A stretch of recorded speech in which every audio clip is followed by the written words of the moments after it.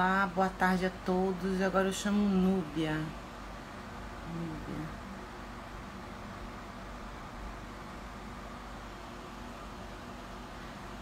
Como é que eu chamo Núbia?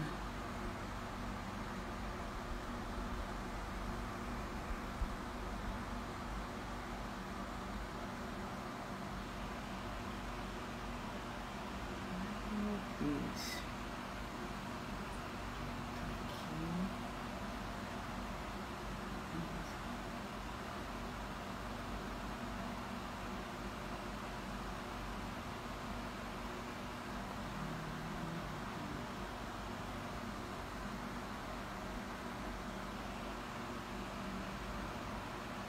Eu acho que tá. Tô indo.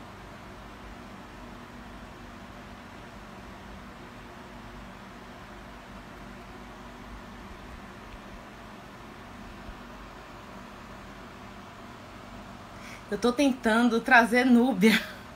Vocês me ouvem, gente? Quem estiver me ouvindo, dá um alô, porque assim, é a primeira vez que eu tento isso. E eu vi aqui duas carinhas. Eu vou tentar chamar a Núbia para compartilhar a transmissão com ela. Pronto, Núbia. Só que eu vejo... Ah, pronto, consegui. Ok, aguardando Núbia aceitar. E aí... Ok. Bom dia. Consegue me ver, me ouvir bem? Consigo sim, Débora. Ah, que joia. É a primeira vez que eu faço isso, pessoal. Desculpe aí Certo, os problemas.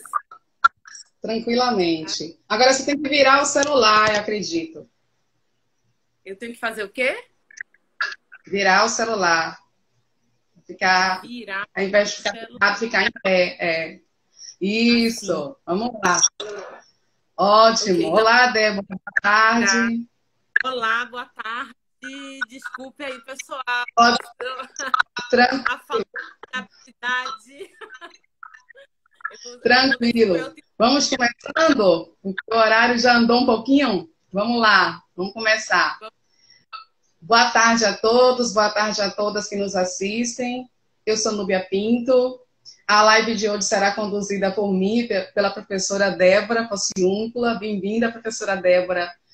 Então, nós levantaremos algumas reflexões sobre o tema A Pandemia na Sociedade e Suas Contradições. A professora Débora é geógrafa, é licenciada em Geografia, mestra e doutora em Planejamento e Desenvolvimento Social. Quanto à minha formação, eu sou socióloga, sou mestre em estudos étnicos e africanos, graduando em serviço social pela UFBA, graduando em língua inglesa pela Faculdade Estácio e professora universitária. Então, essa live, ela é uma extensão do grupo Café com Filosofia, né, que é um grupo multidisciplinar de profissionais formado por profissionais dos diversos ramos do saber, tais como sociologia, pedagogia, economia, filosofia, direito. Nós somos pessoas extremamente comprometidas com a sociedade e nós começamos a nos reunir para discutir questões acerca da realidade contemporânea. Nós costumávamos nos encontrar presencialmente, mas com essa pandemia nós também nos reinventamos e resolvemos realizar alguns encontros virtuais e convidar o grande público para participar, apreciar e debater conosco. Queremos também agradecer pelo apoio do GIPRES e da UNEB, e, enfim, pela presença de vocês.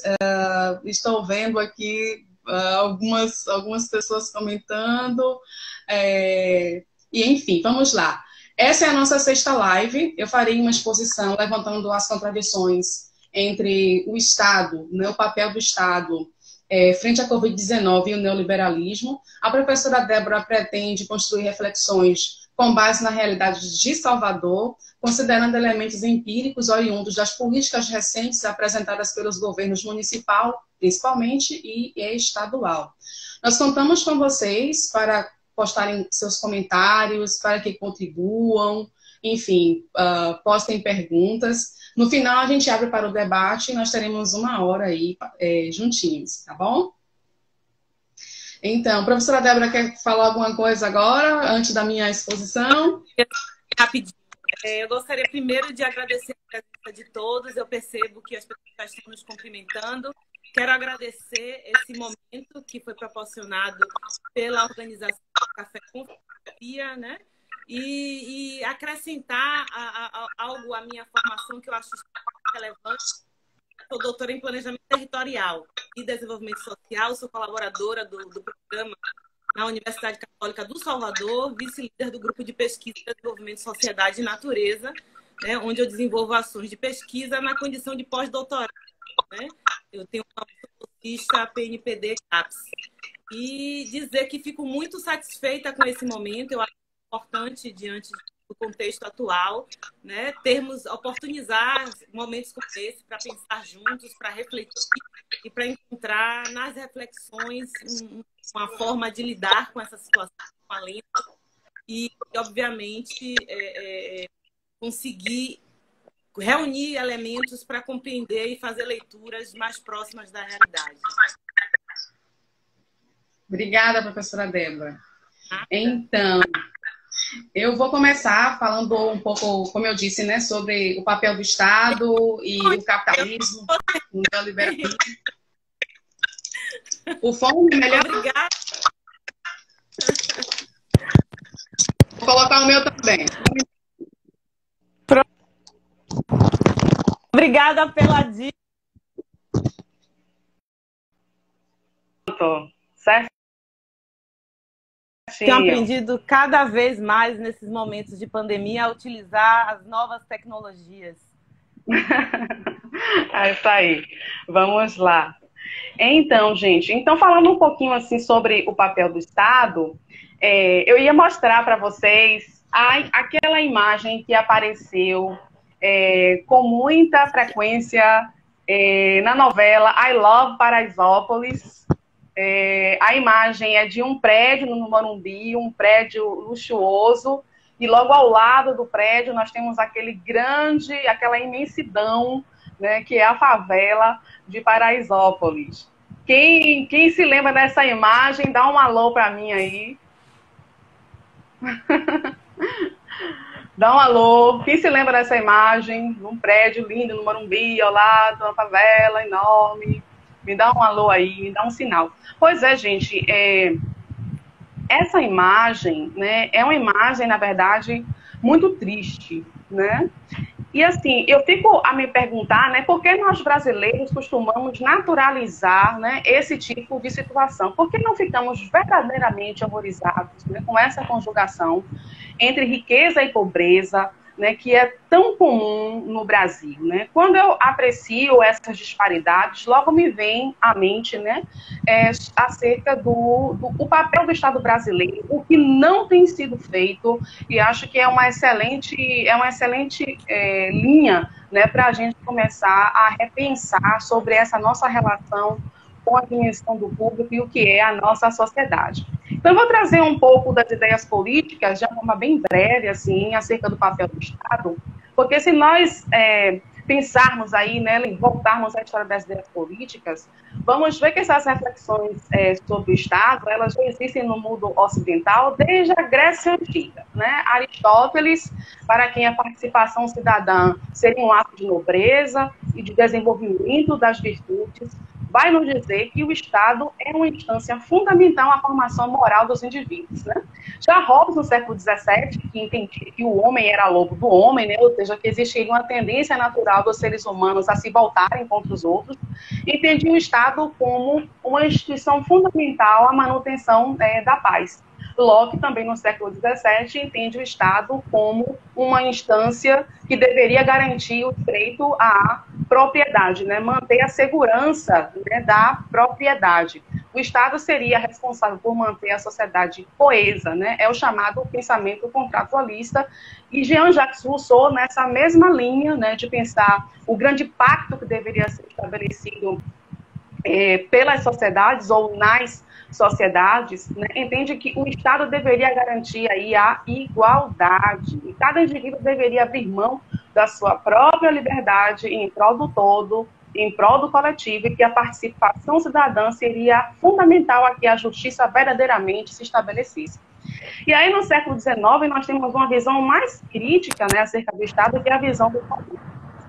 Para que o Estado serviria, na verdade, para manter os interesses das classes dominantes. Tá? É um pensamento assim, muito bem aprofundado acerca dessas relações de dominação, né, que constam na nossa sociedade até hoje. Mas saindo assim do mundo das ideias políticas e partindo para uma dimensão mais objetiva, mais próxima da nossa realidade, né, qual seria o papel, mais uma vez eu pergunto, né, do Estado brasileiro? Nós temos uma Constituição, existe os acordos coletivos de 1988, ela traz uma série de regulamentações a serem cumpridas por nós, enquanto cidadãos, e, obviamente, antes de mais nada, pelo Estado brasileiro. Essa Constituição diz que o Estado deve construir uma sociedade livre, justa, solidária, garantir o desenvolvimento nacional, erradicar a pobreza e a marginalização, reduzir as desigualdades sociais e regionais e promover o bem de todos, sem preconceito de origem, raça, sexo, idade, violação ou discriminação. Ela diz ainda no artigo 5º que todos são iguais perante a lei, sem distinção de qualquer natureza, garantindo-se aos brasileiros e aos estrangeiros residentes do país a inviolabilidade do direito à vida, à liberdade, à igualdade, à segurança e à propriedade. Tá? Então, se nós apreciarmos a Constituição, vamos ver que a igualdade ela é a espinha dorsal da nossa Carta. Não somente cumprir, né, as suas estados, como também garantir a proteção social ao cidadão. É por isso, né, que podemos dizer que, ao estabelecer medidas de proteção frente à Covid-19, o Estado brasileiro está fazendo menos do que seria a sua obrigação. Tá? Eu gostaria de fazer uma ênfase, vou repetir novamente, está fazendo menos do que seria a sua obrigação. Estamos num momento de grande crise institucional, temos um governo ultraconservador, tentando impor o genocídio. Né? Temos Núbia, uma minha guerra. querida, o seu áudio está ficando ruim. O pessoal está sinalizando, eu não sei exatamente o que pode ser, um problema técnico, mas assim, tá ficando um pouco estranho o áudio. Som de Núbia está ficando ruim. Olá, também. Genivaldo, meu aluno, geógrafo. Então, estão me ouvindo melhor agora? Alô, alô? Daniela Santos. Olá, Dani. Respondam aí, gente. O som tá ruim ainda, tá metálico. Tenta falar alguma coisa. Alô? Melhorou. Estão dizendo aqui que melhorou. Joia. Vamos lá. Então, foi bom até a gente dar uma paradinha, né, para saudar o pessoal aqui, Débora. Tem muitos alunos seus aí. Tô fazendo isso assim, sim. Já tô cumprimentando a todos.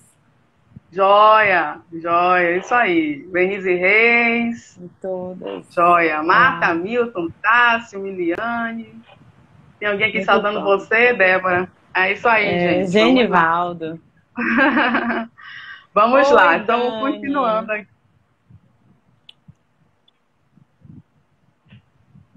Vamos lá, continuando. Então, nós estamos vivendo um momento difícil, né? Um governo ultraconservador, uma crise institucional, o legislativo está fazendo oposição, né? Temos o executivo estadual também fazendo aí oposição a esse governo ultraconservador. Mas esse é um momento de grande vitrine também, né? Então, muitos desses grupos aí, eles estão buscando se promover, mas de qualquer sorte, né, estão fazendo alguma pressão, exercendo alguma pressão sobre aí o que o governo federal tem oferecido à nossa sociedade. Também temos a sociedade civil organizada também fazendo pressão, tensionando aí essas relações institucionais, né? E aí a gente está vendo todo esse quadro de crise aí se apresentando. Então, a medida de proteção social que está mais em evidência agora, né, é o benefício de R$ 600 aos trabalhadores informais. Porém, essa concessão, entre aspas, né, a gente sabe que não atende às necessidades das pessoas, tá? Ela visa não somente isso, né, ajudar o indivíduo, mas fomentar o consumo, né, ajudar a economia, realizar o controle social, evitar que exista uma total anomia nesse momento, uma desordem social, né? Então, essa medida ela está indo aí nessa linha. Vale dizer que, a princípio, né, eles queriam oferecer apenas R$200, mas por força de pressões, esse valor aumentou para 600, podendo chegar até R$1.200, tá? Nessa mesma análise, a gente pode ver aí a análise das medidas de proteção estabelecidas no Brasil, né? O governo queria instituir na MP 927, né, a suspensão dos contratos de trabalho por 4 meses, tá? E essa medida foi retirada da MP por força também de pressões. O governo está socorrendo os planos de saúde, o governo está socorrendo os bancos, comprando os chamados títulos podres, que são as dívidas que as grandes empresas não vão conseguir pagar, enquanto que deveria o quê? Procurar comprar mais leitos de UTI, porque no Brasil, até março, existiam 14.800 leitos de UTI apenas para uma população de 210 milhões de habitantes, né? Então, a gente percebe aí uma total contradição, total negligência, né, no que se refere ao papel do governo federal nesse momento de pandemia. Essas contradições aí evidenciam 2 modelos. Um, que mesmo timidamente está tentando atender às necessidades imediatas das pessoas, né, muito tímida, de fato, né, essas iniciativas são tímidas ainda, em se tratando das necessidades do nosso povo, das nossas desigualdades que são históricas, e temos um modelo burguês dominante que leva em conta os interesses do mercado muito mais do que os interesses relativos à vida.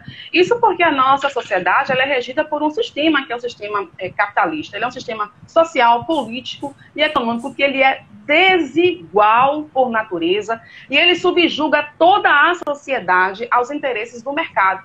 E esse suposto desenvolvimento, né, que é tão pregado, né, pelo capitalismo, ele é um desenvolvimento que ele não atinge a todos, ele apenas contempla uma parte da sociedade, devido a um processo que é o processo de acumulação de riquezas. Então, acumula para poucos, né, e isso se transforma numa enorme fonte de escassez para a maioria da população, em especial as populações que são dos países subdesenvolvidos.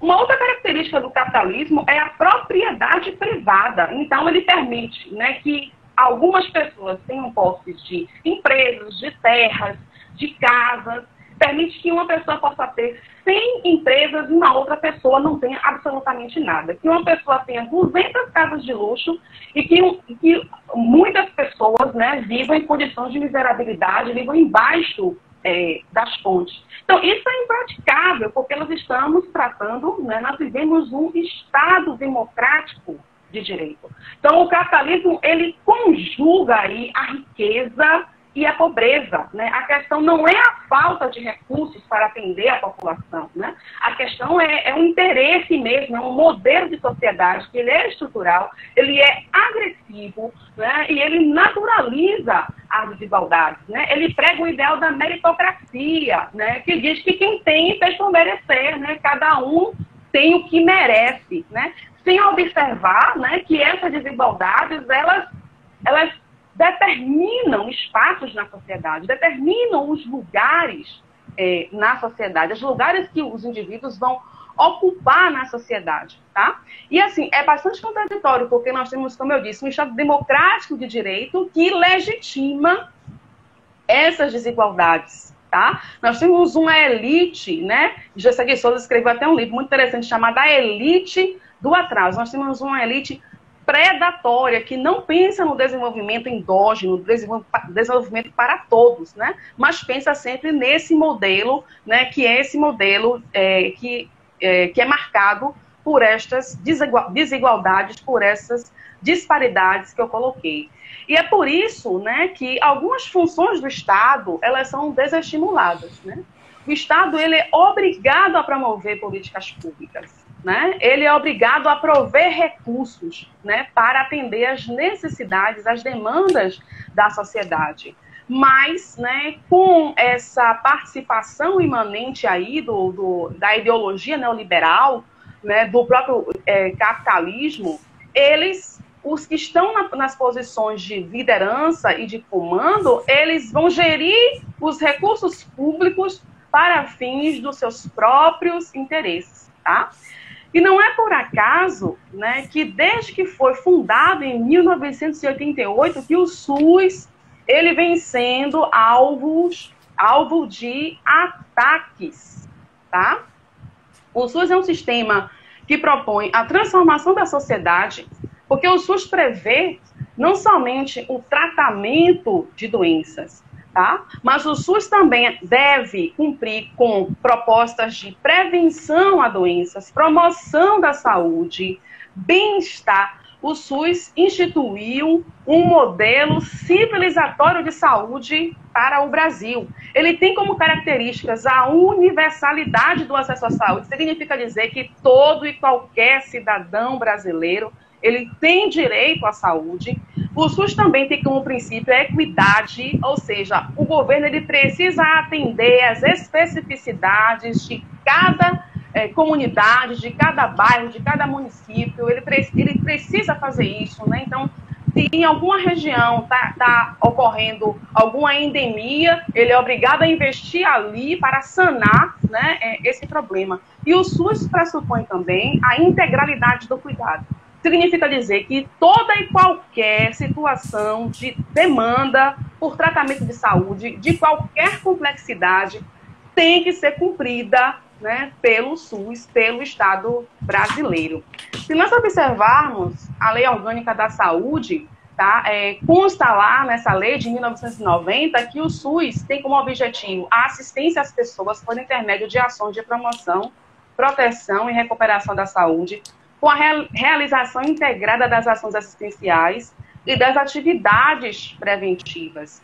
No artigo 6º diz, estão incluídas ainda no campo de atuação do Sistema Único de Saúde a execução de ações de vigilância sanitária, de vigilância epidemiológica, de saúde do trabalhador, de assistência terapêutica integral, a vigilância nutricional e orientação alimentar, dentre muitos outros marcos que estão aqui que devem ser cumpridos. Então, os princípios do SUS obrigam o Estado brasileiro a investir em qualidade de vida, em alimentação, em saneamento básico, em trabalho digno, em educação, em vigilância sanitária, e não apenas tratar de doenças, né? Porém, o Estado burguês, ele reflete o SUS como um gasto desnecessário, né? Como um projeto falido. E esta desconstrução do SUS, ela dá margem à entrada, né, das empresas, né, do capital no SUS. Nós temos aí grandes hospitais públicos, a exemplo do Hospital do Subúrbio, que ele é público, porém administrado por uma empresa. Tá? Nós temos aí uma privatização de serviços, né, de saúde que são básicos. Tá? Temos aí a expansão das...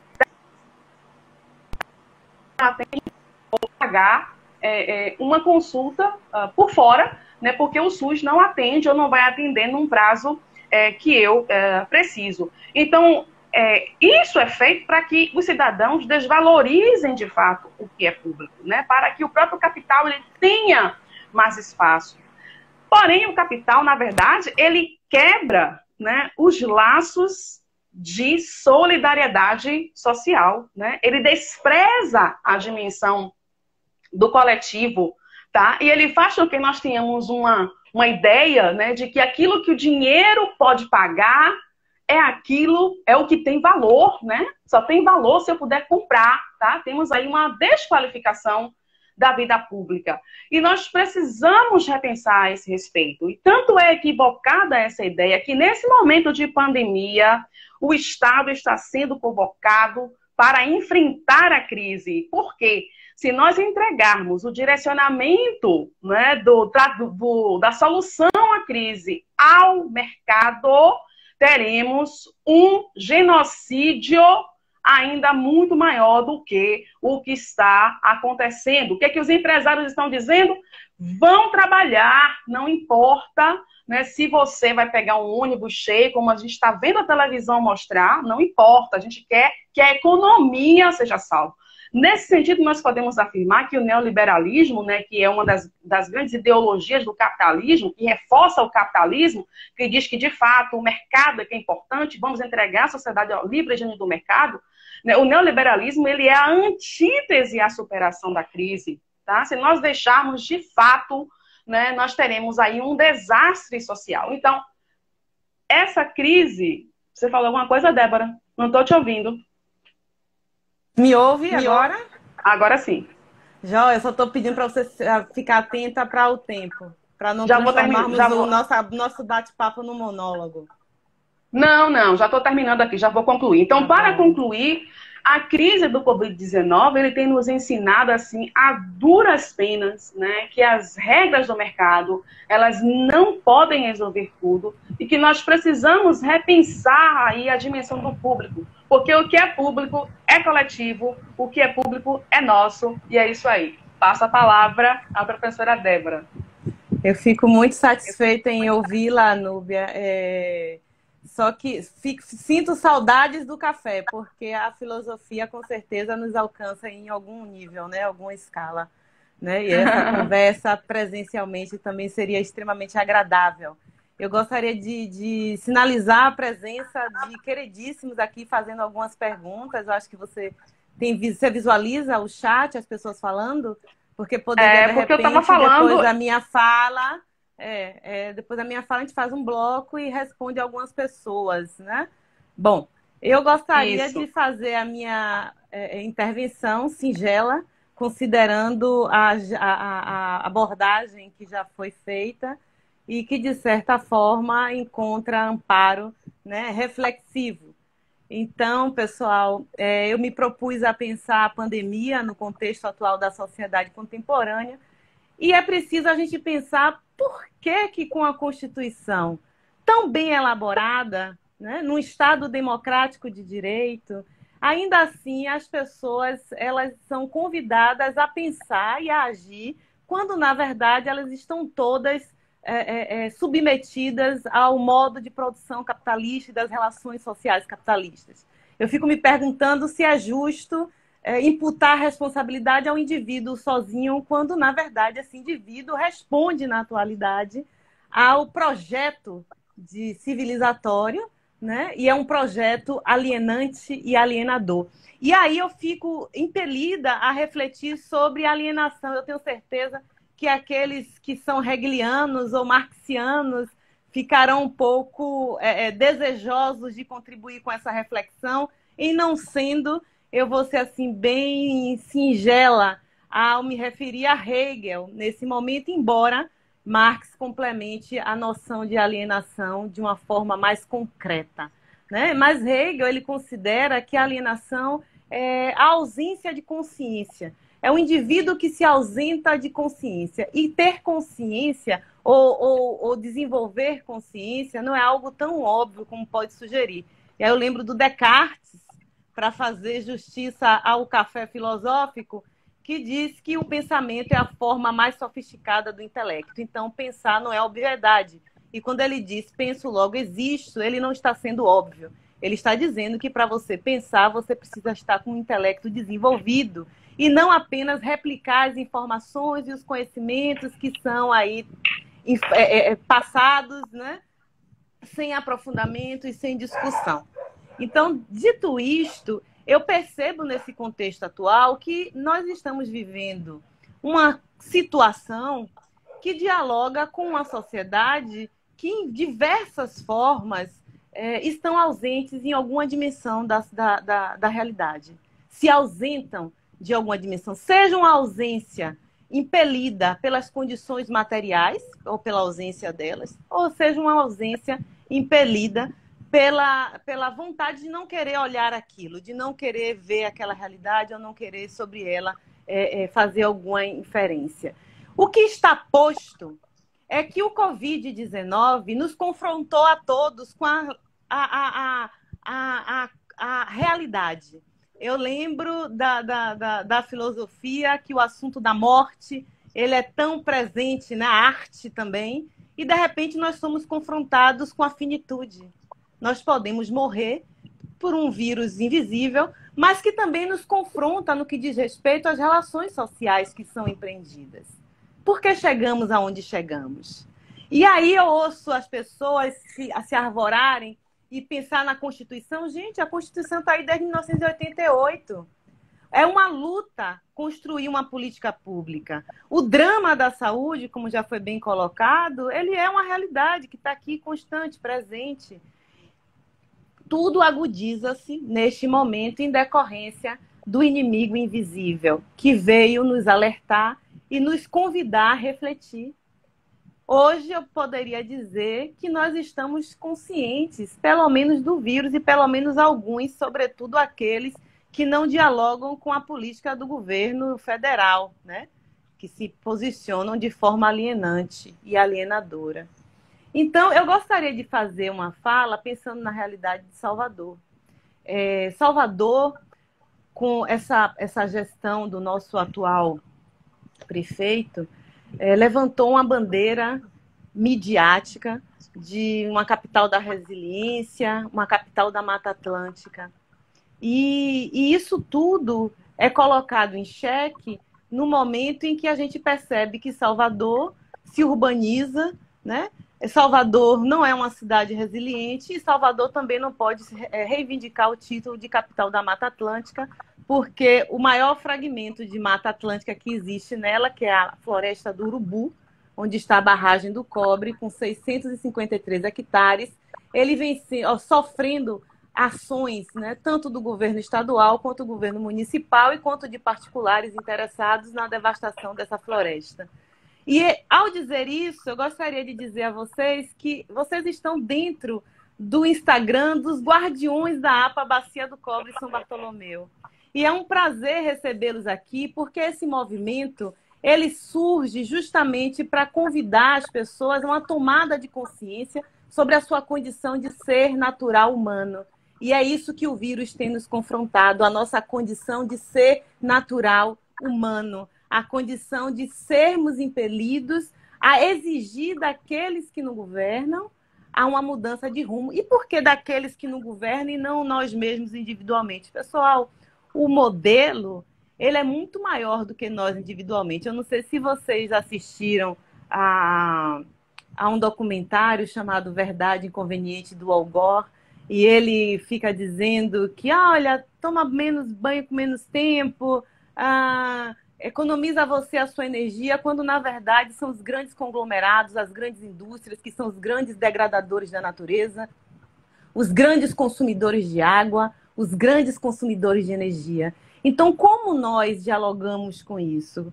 Como nós podemos nos unir para poder reivindicar por uma mudança do modelo quando nós estamos tão alinhados a esse modelo de diferentes formas, né? E é preciso refletir sobre isso, porque a pandemia chegou e eu li nesses momentos de reflexão o livro recém-publicado do professor Boaventura de Souza Santos, né? A Cruel Pedagogia do Vírus.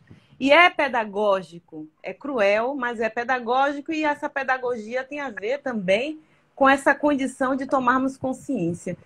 Salvador é uma cidade, na verdade é um município que tem sérios problemas de saneamento, de esgotamento, de deficiência do esgotamento sanitário, de abastecimento de água. E, de repente, a pandemia agudiza tudo que já existia. E é isso que precisa ser refletido. Nós não estamos lidando com um cenário de crise, porque a palavra crise, etimologicamente, remete a uma condição que é transitória. Nós vivemos imersos numa crise, se é imerso numa crise, deixa de ser crise para ganhar uma outra condição, né? Como situação. Então, pensar a crise na sociedade soteropolitana é pensar o quanto não tem sido feito e o quanto tem sido resistido pelos poderes estadual e municipal de aderir, né, às agendas ambientais, às agendas dos catadores de produtos e materiais recicláveis, que estão todas postas e estão todas colocadas de lado. E, de repente, o vírus chega. Eu digo de repente porque foi de repente para muitos, né? Porque quando ele chegou na China, em Wuhan, foi impressionante as pessoas acharem que ele ia ficar apenas lá contido, né? E não ter criado nenhuma medida preventiva para lidar com o inevitável. Ele chegaria, obviamente, nos outros lugares. Então, assim, eu gostaria de convidá-los a pensar que todos os problemas que estão sendo tratados agora, à luz da pandemia, eles já estavam aqui, pessoal. Não há um problema novo nesse contexto. Nós, na verdade, estamos enfrentando situações e problemas que estão postos há muito tempo e que estavam invisibilizados. E aí o professor Boaventura traz a categoria da sociologia das ausências para nós pensarmos, dar luzes a essas ausências que elas não são percebidas no cotidiano, mas estão todas aí, todos esses problemas. E, de repente, a necessidade de lavar a mão só se tornou imperativa por conta da pandemia e antes não era. Quando um bairro fica 4 meses sem água na metrópole, quando uma outra localidade fica 30 dias sem água. Então, o problema agudiza-se e ganha ares de crueldade, de genocídio, porque é um projeto, é a tal da necropolítica. E nós precisamos, sim, exercitar o pensamento para construir as condições de promover as verdadeiras mudanças, mas essas mudanças elas só vão acontecer coletivamente. E aí a ação dos movimentos sociais, a ação das universidades, que se humanizem essas ações, obviamente, porque sabemos que, em grande medida, as universidades ou os próprios pesquisadores também podem se colocar a serviço do que está aí. Mas, assim, eu gostaria de convidá-los, já que vocês entraram para assistir a live, para nos seguir no Instagram e acompanhar o nosso coletivo. Eu fico preocupada com o tempo, porque aqui na live eu não vejo o tempo passando. Mas eu sei que nós temos 50 minutos e alguma coisa, e em algum momento eu vou precisar salvar a live. Então vou pedir à Núbia que fique atenta para o tempo, para que eu não me estenda além, né? E ao me estender além, eu comprometa a gravação do vídeo e a possibilidade de respondê-los a todos. Eu gostaria de convidá-los ao exercício de reflexão para além do contexto atual, mas tentar construir os nexos causais. A condição de pandemia que surge agora, ela já vem sendo, não exatamente relacionada à pandemia, mas já vem sendo sinalizada há mais de 50 anos, né? O modelo vem se desenvolvendo, consumindo natureza como mercadoria há muito mais de 50 anos. Mas há 50 anos, Estocolmo marca, né? Estocolmo, 1972, a Conferência das Nações Unidas pelo Meio Ambiente, já alertava para a necessidade de repensar o modelo. E o modelo, ele não foi repensado. E esses grandes conglomerados, essas grandes elites, os grandes empresários, eles continuaram agindo como se nada tivesse acontecendo. E o planeta está mostrando que ele é um organismo vivo, mas com capacidade de se autorregenerar. É importante.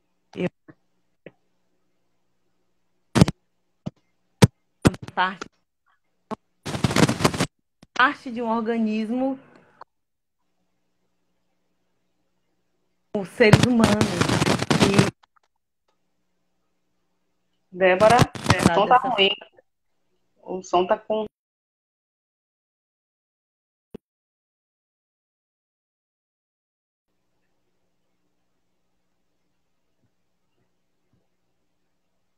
Não.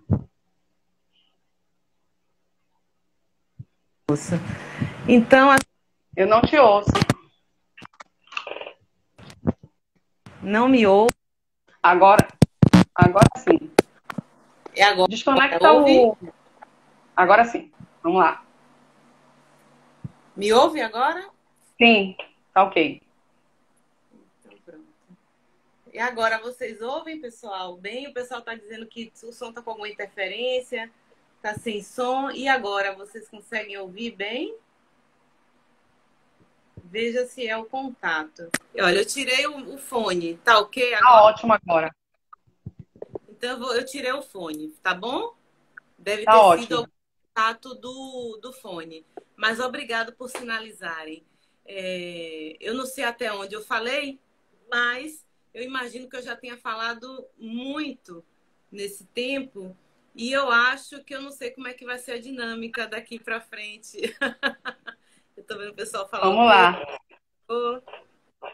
Então, Débora. Te ouço agora. Débora, você se deu satisfeita em relação à sua fala? Quer fazer mais alguma colocação? A gente pode abrir para as perguntas. Eu gosto muito de falar, mas é muito exíguo e é a primeira vez que eu estou fazendo uma live, eu me percebo muito preocupada em estender Tá tranquilo. na fala e vir a comprometer a dinâmica, né? Então, eu estou um pouco tensa com essa questão do tempo. Então, assim, eu não estou com a contagem do tempo aqui em nenhum lugar, pelo menos não visível. Então, assim, seria interessante que a gente percebesse quanto tempo a gente já tem aqui conversando para poder organizar falas a partir de agora. A Dilma está falando que desde a Revolução Industrial a natureza vem sendo destruída. Na verdade, também. Tem um livro, a Dilma, de um filósofo chamado Maurice Merleau-Ponty, chamado Da Natureza, ou melhor, A Natureza, e ele coloca como a relação do homem com a natureza foi cingida um pouco antes da primeira Revolução Industrial do século XVIII, né? Mas ela foi cingida primeiro do ponto de vista da relação simbólica com a natureza. Aí ele diz o seguinte, Maurice, todas as mudanças que aconteceram, elas não aconteceram porque o homem construiu uma nova relação com a natureza, mas aconteceu porque ele cingiu a relação de sacralidade que existia com a natureza. Então, se esse rompimento, se essa cisão não tivesse sido empreendida, essas mudanças não teriam acontecido da forma como aconteceu. E é interessante refletir sobre isso. O vírus, ele é uma zoonose, pessoal. Ele é uma zoonose, isso equivale a dizer que ele migrou de um animal, né, um mamífero, e chegou até nós, outra espécie animal também, mas pode ter sido em decorrência da degradação ambiental. E é interessante pensar sobre isso, porque outros tipos de zoonoses estão aí e não são refletidas dessa forma. Na região de Guarajuba, por exemplo, a leishmaniose é uma realidade e também uma zoonose, né? Inclusive, uma colega na UXAL defendeu um mestrado falando sobre a leishmaniose na região de Guarajuba. A doença de Chagas, né? O barbeiro na região toda da Paralela, de Alphaville, também é uma zoonose. E, de repente, nós nos confrontamos com algo que diz respeito da forma como esse modelo civilizatório vem se desenvolvendo e consumindo natureza e degradando a natureza. Por outro lado, existe luz a tudo isso, né? Eu não sei se vocês estão acompanhando mais o movimento do bem viver, o resgate às relações, né, metabólicas com a natureza, tem sido empreendida não só através de mudanças de percepção, da apropriação de novas cosmovisões, mas também politicamente, nas relações consigo e com o outro. E tudo isso ser pensado de uma forma crítica, mas uma forma que amorize e nos reintegre metabolicamente a um relacionamento com a natureza que não seja danoso, como vem sendo. E isso nos confronta a repensar se de fato vale a pena, enquanto soteropolitanos, engolir midiaticamente uma Salvador resiliente, capital da Mata Atlântica. E essa imagem, ela vem sendo vendida. E Salvador não é resiliente, Salvador não é a capital da Mata Atlântica, Salvador está tamponando os rios, Salvador tem graves problemas de saneamento, de coleta deposição de resíduos. Salvador, a Prefeitura Municipal não aprova o Plano Municipal de Resíduos Sólidos, né? Tem uma péssima relação com os movimentos sociais, inclusive também o governo estadual. Então, assim, a minha fala é um apelo para que nós, né, nós nos posicionemos com mais criticidade. E eu acho que esse momento é o momento da pedagogia. Nós estamos vendo que nós não precisamos estar tão aderidos a esse modelo consumista, né, individualista, tão focado na ideia de ser rico. Rico, pessoal, é o dono do meio de produção. Saiam dessa. No modo capitalista de produção, alguém sempre vai ter que ser pobre. É assim que a coisa funciona. Então não adianta você se esforçar eternamente dando dinheiro para coach. É o coach que está ficando rico, gente. Pelo amor de Deus. E a Covid está matando e demandando tomadas de consciência, demandando refazer a forma de viver, de existir, de relacionar-se. Então, assim, eu acho que a pedagogia está servindo, né? Então, é preciso, sim, repensar, é preciso, sim, desenvolver o pensamento para tentar se recolocar nesse novo momento, né? E se recolocar a partir do local. É preciso pensar Salvador para além do que é colocado na mídia, na propaganda. Não é possível que nós vamos olhar a propaganda na televisão, né? Nessa relação altamente distanciada da natureza, e nós vamos evitar olhar para a paisagem. A gente vai acreditar na propaganda, Débora? Acredita na realidade. Tá bom? Diga, Núbia. Ô, Débora, perdão te interromper, está sendo ótimo Eu já disse, te ouvir. Acho que nós... Isso, estamos com pouco tempo, né? Agora há pouco a Dilma, ela sinalizou que nós tínhamos 7 minutos. Eu vou responder de forma muito breve a uma pergunta e a gente vai partir para o encerramento. Aparece do lado do meu nome, mas não está aparecendo, não. Isso. Vamos lá. Então, Raiz do Bem perguntou, o povo precisa entender a relevância fundamentada na educação como transformação. Será que estamos sonhando demais? Eu vou resumir a minha resposta. Eu diria que não. Eu também acredito que esta é a via. Isso nos faz pensar também no mundo pós-pandemia. Eu tenho uma visão um pouco pessimista, apesar de que vou lutar até o fim, né? Eu sou uma pessoa comprometida, né? Porém, o capitalismo, o mundo do capital, ele sempre está pensando como é que ele vai dirigir os destinos da sociedade ao seu favor. Então, se nesse momento o capitalismo, o neoliberalismo teve que baixar um pouquinho a guarda, mas quando terminar tudo isso, eles vão procurar dirigir os destinos da sociedade mais uma vez, tá? Então, mas eu acredito, né, que a forma da gente superar isso é, de fato, através da educação. Só que, infelizmente, né, a educação pública é um projeto que vem sendo deslegitimado ao longo dos anos, né?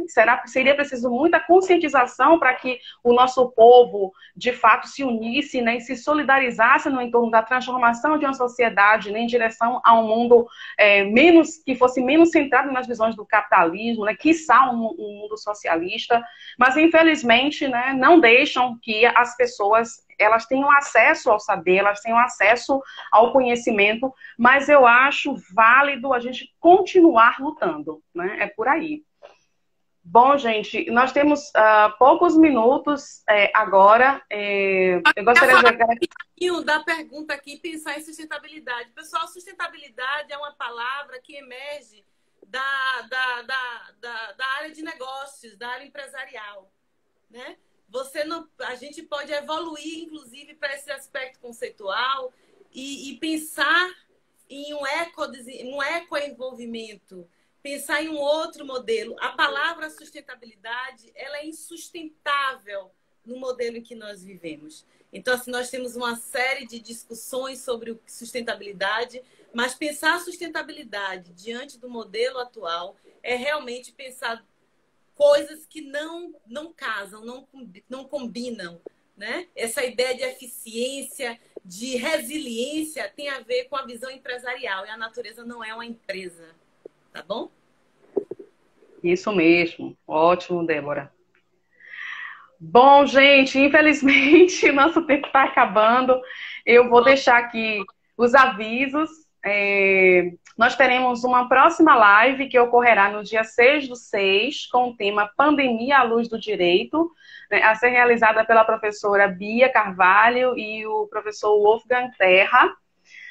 Também no dia 13/6 nós teremos um sarau de poesia para fechar aí a nossa sessão de lives, né? Essa primeira sessão de lives. Então, muito obrigada por vocês terem assistido. Nós aguardamos vocês na próxima, que será dia 6. Professora Débora, foi um imenso prazer estar aqui, dialogar com você. E agora, professora, pode falar aí as suas despedidas pessoal e as suas palavras finais. Sigam os guardiões, sejam vocês também guardiões da natureza, guardiões da vida. E eu acredito na militância, eu acredito que o intelectual precisa sair do seu escritório e ganhar a vida, ganhar o mundo e devolver à sociedade militando por mudanças. Nós precisamos levantar bandeiras e precisamos agir. Então, a minha luta é em defesa das águas, é em defesa da floresta do cobre, da floresta do urubu, e é em defesa da vida. Então, eu convido a vocês a se unirem a nós e a equacionarmos, né, o discurso, o pensamento e a ação. Tá bom? Um beijo para vocês. A gente se vê e a gente se fala aqui no Instagram dos Guardiões. Foi um prazer, Núbia. Muito obrigada. E bem, Débora. Na próxima, ou com vocês, ou com outro grupo, eu preciso ensaiar como é que trabalha em uma live. Eu estou nervosa, mas estou muito feliz de ter encontrado vocês aqui, tá bom? Um grande beijo, um grande abraço. Muito obrigada. A live vai ser salva, não é isso, Núbia? Vai para o YouTube e aí depois... Isso. Pode ficar à vontade. De repente lá a gente pode conversar sobre alguma outra pergunta que tenha emergido. Enfim, muito, muito obrigada. É isso aí, gente. Tchau, tchau. Tchau, tchau, pessoal.